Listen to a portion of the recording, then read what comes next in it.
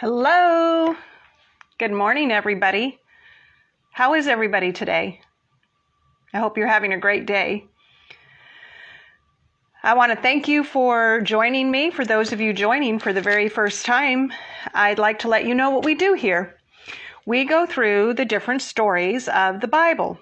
For people who maybe don't know what the stories are, maybe you've only heard bits and pieces of them, or you just need a refresher. Whatever the case is, there are a lot of stories in the Bible, full of stories, and these are wonderful, beautiful, sometimes funny stories, sometimes sad stories. Better than Shakespeare. It has tragedy, it has comedy, it has romance. We're going to get to that next week. And just all sorts of amazing things in here. And so many people don't know what the stories are. So we go through these stories in their entirety so that people can have knowledge of them. That way, if it comes up in conversation, you know what people are talking about. You don't have to just pretend that you know. You can actually know. We've been going through the story of David and him being king. I had a couple people ask when David is going to meet Bathsheba, and that's going to happen next week. We'll get to that next week. But before that happens, some other stuff happens. I want to touch base with something real quick here. If you are watching this video on YouTube, we go live on Facebook and then we send it over to YouTube. If you happen to be watching this live on YouTube, go ahead and click the like button, click the subscribe button. If we have enough subscribers, we can start going live on YouTube and not just on Facebook. So just letting you know to do that. In the meantime, we're going to pick up with chapter 10 of 2 Samuel. And just to get you sort of caught up, David is now king. He's living in the palace. In the last chapter that we read, he invited Mephibosheth to come live with him. That was Jonathan's son. And he took care of Jonathan's son out of respect for his friendship with Jonathan when Jonathan was alive. Now we are going to start with chapter 10. So let's go ahead and read it. Sometime later, the king of the Ammonites died, and his son Hunan became king in his place. Then David said, "I'll show kindness to Hunan, son of Nahash, just as his father showed kindness to me." So David sent his emissaries to console Hunan concerning his father. However, when they arrived in the land of the Ammonites, the Ammonite leaders said to Hunan, their lord, "Just because David has sent men with condolences for you, do you really believe he's showing respect for your father? Instead, hasn't David sent his emissaries in order to scout out the city, spy on it, and demolish it?" So Hunan took David's emissaries, shaved off half their beards, cut their clothes in half at the hips, and sent them away. When this was reported to David, he sent someone to meet them, since they were deeply humiliated. The king said, "Stay in Jericho until your beards grow back, then return." When the Ammonites realized they had become repulsive to David, they hired 20,000 foot soldiers from the Arameans of Beth-Rohab and Zobah, 1,000 men from the king of Makkah, and 12,000 men from Tob. David heard about it and sent Joab and all the elite troops. The Ammonites marched out and lined up in battle formation at the entrance of the city gate, while the Arameans of Zobah and Rahab and the men of Tob and Makkah were in the field by themselves. When Joab saw that there was a battle line in front of him and another behind him, he chose some of Israel's finest young men and lined up in formation to engage the Arameans. He placed the rest of the forces under the command of his brother Abishai. They lined up in formation to engage the Ammonites.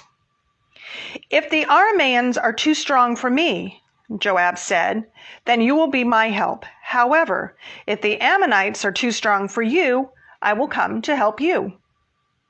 Be strong. Let's prove ourselves strong for our people and for the cities of our God. May the Lord's will be done." Joab and his troops advanced to fight against the Arameans, and they fled before him. When the Ammonites saw that the Arameans had fled, they too fled before Abishai and entered the city.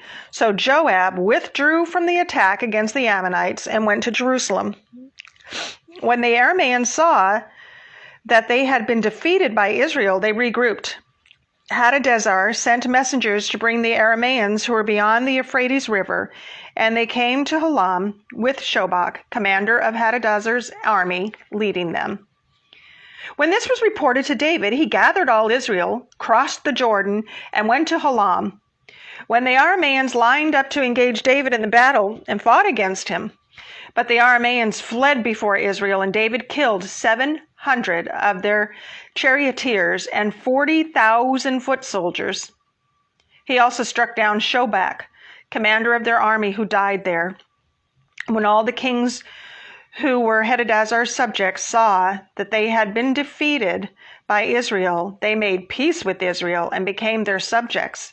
After this, the Arameans were afraid to ever help the Ammonites again. Whew! Lots of Arameans and Ammonites and weird names and names that are hard for me to pronounce. There are three ways that we look at these stories when we read them. What does it say? We have to have reading comprehension. We have to know what the words on the page are.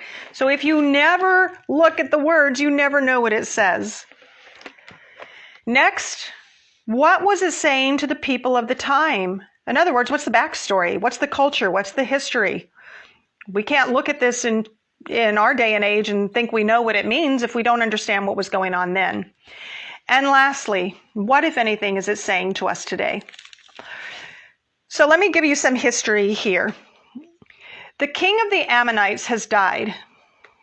May not seem like a big deal, but if you have been following the story of David, you know that when Saul was still alive, David had fled from Saul and he hung out under the rule of the king of the Ammonites named Nahash.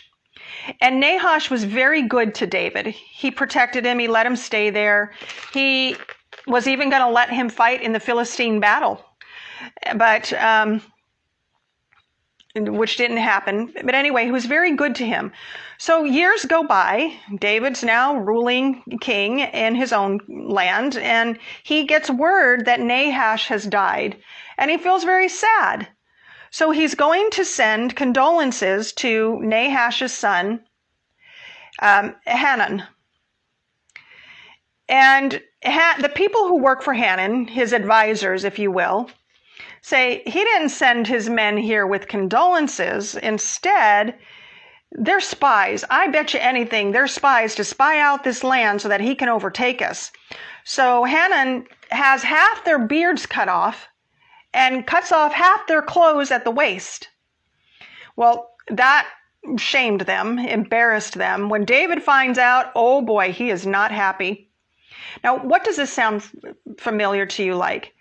Way back when David first started running away from Saul, he went to this place and he took care of, he's kind of hiding out, hanging out, and he's taking care of his sheep. And this guy named Nabal, his sheep, his shepherds were there, and they all kind of worked together, and he kind of took care of Nabal's people. Well, then he says, hey, I want to go hang out with you, Nabal. And Nabal said, I don't trust you. What? You're just here to spy on us. This keeps happening to David. Every time he tries to do something nice, nobody believes him. They think, nah, you're not here to do something nice. You're going to overtake us, because David already had a reputation of being a mighty warrior and a mighty king. And God was with David. Whatever he put his hand to succeeded. And these people knew it.